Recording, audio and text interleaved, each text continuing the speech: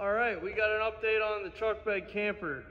So for the year, we were tearing into the inside paneling, and we found a piece of paneling that was dated, backside of the paneling was dated October of '76.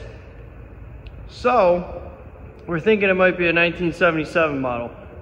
In the 70s, this model camper really didn't change much, so show you the inside, show you what we got. We're rebuilding the jacks so we can get it off the truck and work on it on horses instead of in the truck.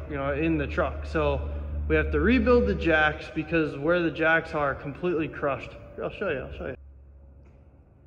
So here is the driver's side rear jacking point, and I don't have to explain what happened.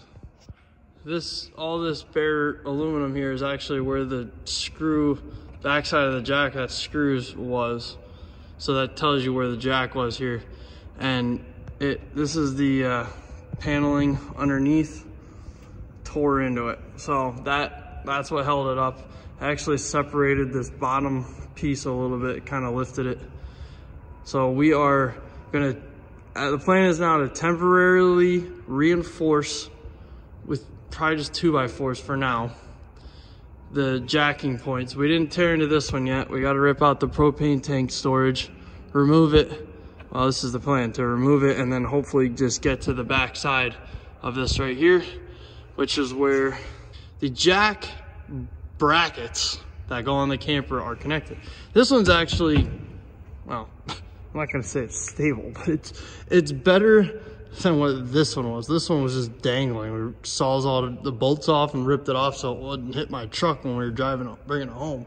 It worked to get it on, barely, and that was it. Now here, I'll show you the other side. We'll walk around this pig.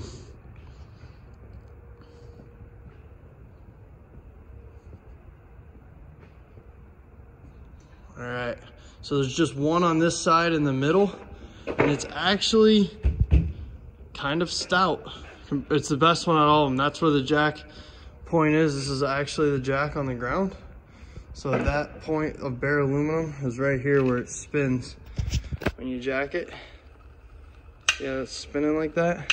That was just rubbing right here. But the driver's side, both of them need to be reinforced. You like our bumpers?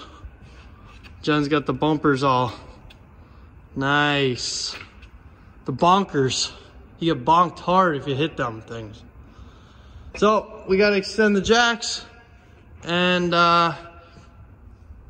put new jack brackets on it because of how wide the truck is compared to stock pizza cutters in 1977. The tires are on this truck and wheels. And make this thing work. Got to remove it. So I'll show you the inside. We ripped into it. Well, we got it all vacuumed. Look, he's sleeping this thing now, huh? Let's see. So we got the heater out, which is an absolute pain, but we removed it. And that's where the bracket would have sat. And you can see where it's crushed. So we have really easy access, actually, out of everything. And we're gonna smash that aluminum back down, reinforce it best we can, put new brackets on, and get it off the truck.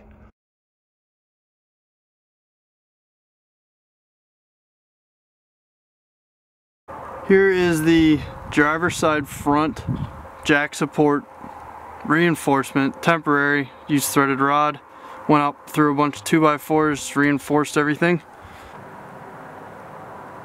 Here's the driver's side rear. This is from the outside.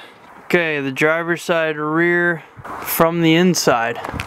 Pretty much just took sticks, ripped down 2x4s and whatnot, and just supported it.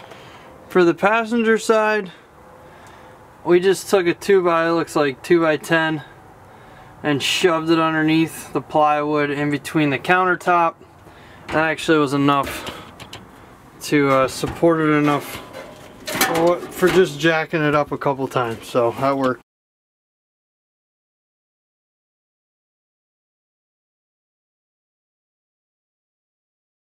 Here is the jack complete jack here. I know we didn't have videos of building this, but it was had to just get it done. Here's the aftermath of it. So there's the jack extension, there's the camper bracket, the plywood that's normally under the bracket, and then this bracket, or this jack extension, not only lifts it but also extends it outboard and puts the jack outboard so that you can clear it with the wider tire. So gonna eventually paint all of this stuff. Right now it's functional.